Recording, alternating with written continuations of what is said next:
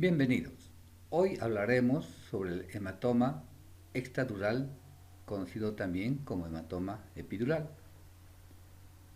Este hematoma epidural es una lesión localizada intracraneal producida por una hemorragia venosa o arterial que se sitúa entre el cráneo y la dura madre.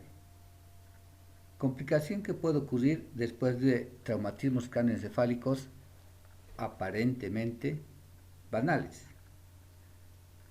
Esta hemorragia entre la tabla interna del cráneo y la dura madre se origina con mayor frecuencia por un desgarro de la arteria meningia media o de sus ramas, alrededor de un 85%. Esta es causada también por la fractura de cráneo.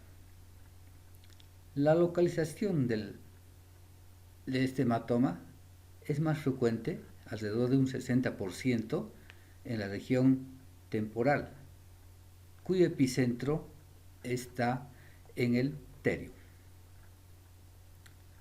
Podemos decir también que por lo general el deterioro progresa en horas, pero puede tardar días y con mucho menos frecuencia semanas. Los intervalos más prolongados se asocian a hemorragia venosa, cuyos hematomas podemos esperar su presencia alrededor de o después de las 48 horas.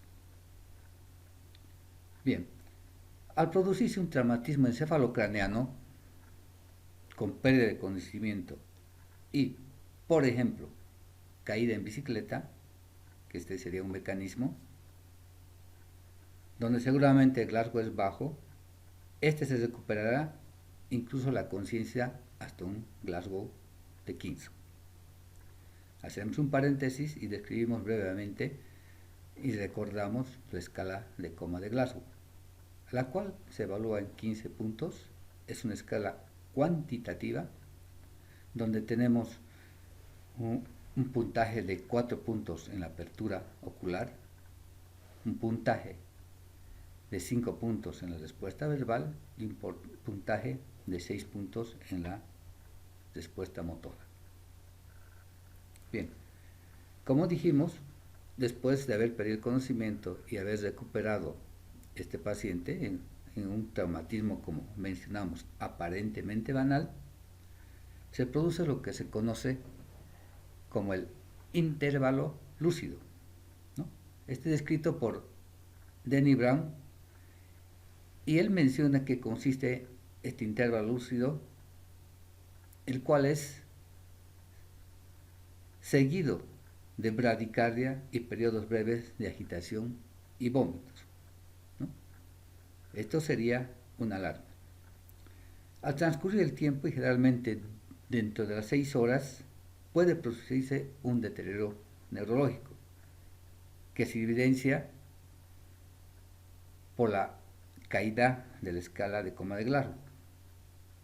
Puede presentar posteriormente anisocoria, déficit motor contralateral, debiendo realizarse cirugía de emergencia o seguirá el deterioro neurológico.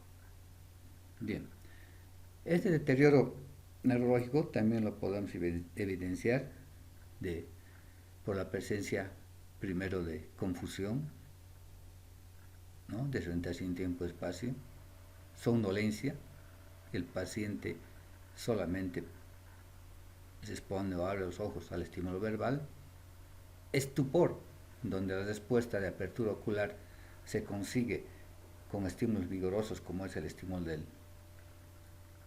del dolor, y finalmente el paciente entrará en coma y no podrá responder a ningún tipo de estímulos, principalmente en la apertura ocular.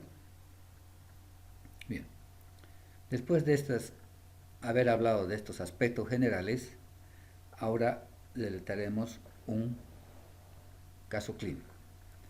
Se trata de un paciente de 22 años que sufre caída de su propia altura en un piso de parquet practicando deporte, donde pierde el conocimiento por unos breves minutos, recupera la conciencia,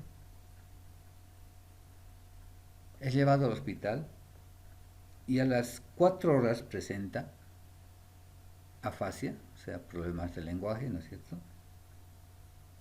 También se evidencia anisocoria del lado izquierdo, la midriasis está en este lugar, déficit motor contralateral y una caída de Glasgow a las 4 horas de 9 en 15. Se practica una tomografía de cráneo simple donde se evidencia una imagen biconvexa hiperdensa, tratándose y diagnosticándose un hematoma epidural temporal. El paciente es sometido a cirugía, el cual evoluciona de una manera favorable. Aquí podemos ver unas fotografías del mismo paciente a las 3 semanas, donde comprobamos que todavía persiste el déficit motor. Utilizando la maniobra de Mingasimi, vemos una leve paresia en el miembro superior izquierdo, manifestada principalmente por la pronación. Esto es a las 3 semanas. Tiempo después, ya al mes y medio, también lo vemos al paciente realizando la misma maniobra, donde el déficit motor de la paresia prácticamente se ha corregido y tenemos un Mingasimi negativo. Descrito el caso clínico de una manera breve y concreta, debemos recordar que el 60% de los casos no evolucionan de la manera típica como hemos visto, ¿no? Puede no haber alteración de conciencia y en el 20% de los casos puede no existir el intervalo lúcido. Entonces, como precaución, el intervalo lúcido puede ser también consecuencia de otras afecciones, como por ejemplo un hematoma subdural.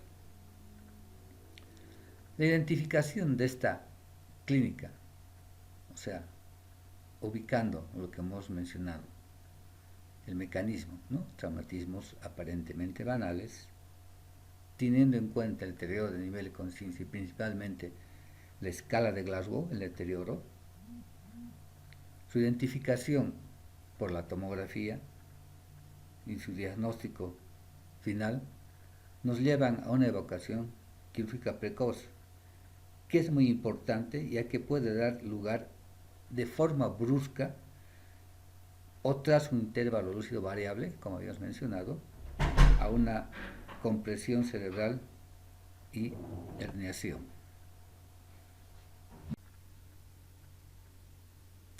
Bien, con esto hemos concluido la descripción del hematoma epidural. Que tengan buen día. Gracias.